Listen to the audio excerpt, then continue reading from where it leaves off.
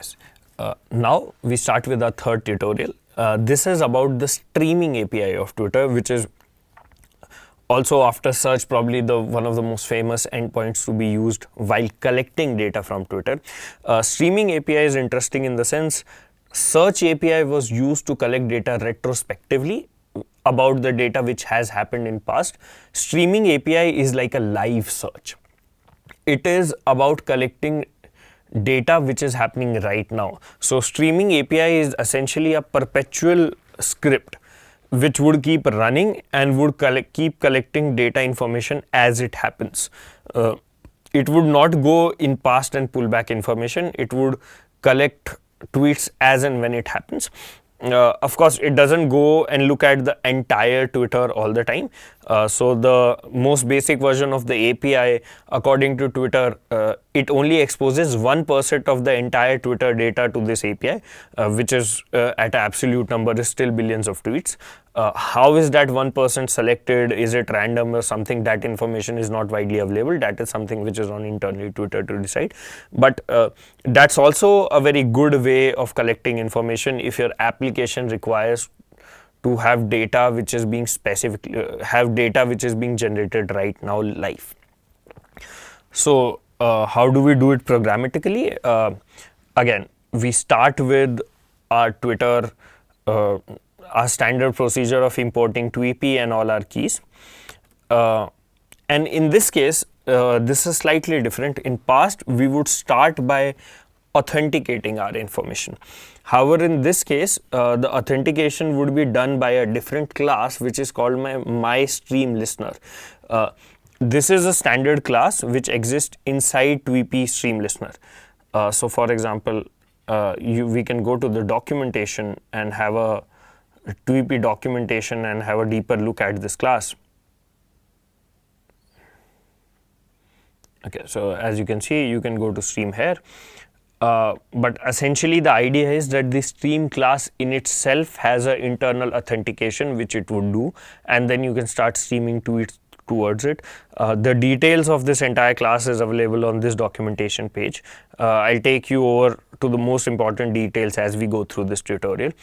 But we start with my stream listener, which is a TweeP stream object. And then we can have multiple functions. The idea of this class is that as the stream happens and as the Twitter data starts getting collected, you can do different actions every time a tweet happens, and you can customize this class to infinity as you like. So for example, I have a simple function here which is called onStatus, which is the stream class is listening to the live Twitter that if a tweet has been made, the kind of tweets you are looking for, and let's say every time a tweet is made and the stream listens to a tweet, what to do. And here I'm just saying that okay, simply just print the text of that tweet here. However, you can have multiple other functions like this which can help you modify or customize the script to your liking, which is something like every time the raw data is received, which is called on data, what to do. On status is what we looked at once a status, which is actually a tweet is received. On deletion, let's say a tweet which you tracked, now let's say somebody deleted a tweet. So let's say you're looking at Delhi winters and somebody deleted a Delhi winters tweet. What should your script do in case of that?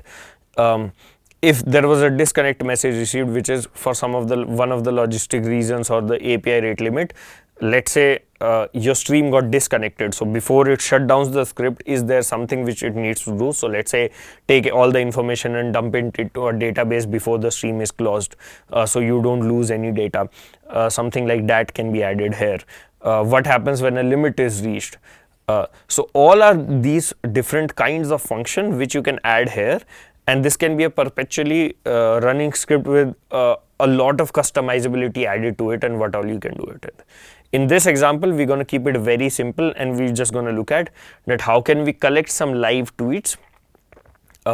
Once we get a tweet, maybe we look at the text of that tweet and then we also save them. Later on, we also save them in the file. So we create our very simple stream listener class. The format of this class would always remain the same, which is it would start with my stream listener. This is an inherited class. It needs to be the same name.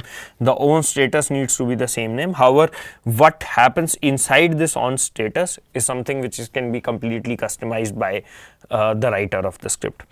So we create a simpler version, and once we have this class, we authenticate this class. And for that, the same keys which are used for authenticating normally, those same keys are used. However, the format of using them is just slightly different here. Previously, we would send it to the OAuth handle. Now they are being sent to the MyStreamListener class. Internally, it would call the same OAuth handler and do the authentication. Once we have that, we can start to filter from this stream. So you can of course get access to the unfiltered information of that 1% and keep saving everything.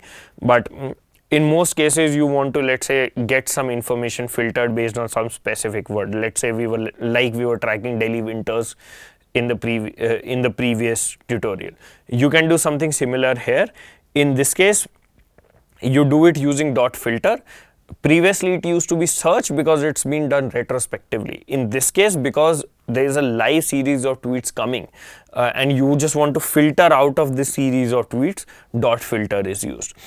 And you can say filter based on track, which is like, okay, filter based on these information. And you can give a bunch of keywords here. So let's say we were doing Delhi winters, so we can still have Delhi winters here. Delhi winters here. I've also added iPhone because there may not be a lot of tweet volume right now as we are recording this of Delhi winters. So to show as an example, I'm also doing iPhone because there is generally a lot of traffic all the time talking about something related to an iPhone. So as I run it, as you would see, these are the tweets which is happening right as of now, and we are just printing this. This is coming out because we are printing the status.txt here. However, in return, what we are receiving is the full JSON which we looked at in our previous tutorials, and we can save that entire same JSON into our database. I'll show later in this tutorial how to do that. However, right now, to show the purposes, we are only printing the text. And if I scroll down, as you can see, this is all the tweets which are being done right now, and they keep appearing on the screen as they come. And this would perpetually keep going on till either you manually stop it, or because of some issue in either the connection or rate limit, the stream is disconnected. Data would keep coming up. Here we see there's a bunch of spam because there's a lot of spam going around iPhone. However, it's a great example to see that how you can collect live tweets, because there is generally a lot of volume around this topic. For now, we would interrupt this stream to move forward in the tutorial and stop the stream. But if you don't, and as long as you stick to the API rate limits, which TweeP handles for you internally, this would perpetually keep going on and keep collecting data information. So let's say you want to collect a lot of information about event successively. So for example, a great use case is elections are happening. So you want to collect information about election as it happens. You can have a stream API running at the start of the election campaign, and it can be perpetually be running for, let's say, the entire duration of the campaign of 1 month or 2 months, and it can keep collecting all the data information, given that there is a sufficient hardware infrastructure to be able to store that information. Okay.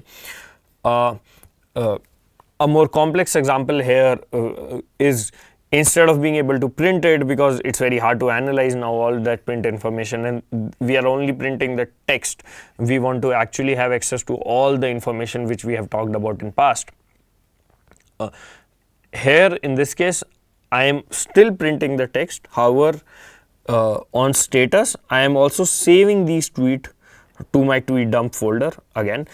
So here is a log message or a print message which talks about at what name this specific tweet is being saved at. There is a global counter which we keep incrementing, so like the files don't overwrite each other. You can also save these based on the tweet ID itself, which is a unique identifier. And then we just dump the entire JSON object in the tweet, and we increase our counter. And we are still printing the text, so we can on our screen see that something is happening. So this is a newer version of our streamer listening class. we re-authenticate it, and once it's re-authenticated, we start tracking for, let's say, iPhone again, and as you can see, the tweet starts coming in, and as these tweets are coming in the background, they are also being saved into this tweet dump file. So where you can start seeing that there are because our counter started here on 100, so files would be saved at tweet 100, 101, 102, 103. So you can see there is 101, 102, 103. If you go to 103, this is also seems to be in some different language. Let's try to find a tweet which is probably in English. Yeah, so as you see, mom into iPhone. So these would keep getting saved perpetually till we stop running it.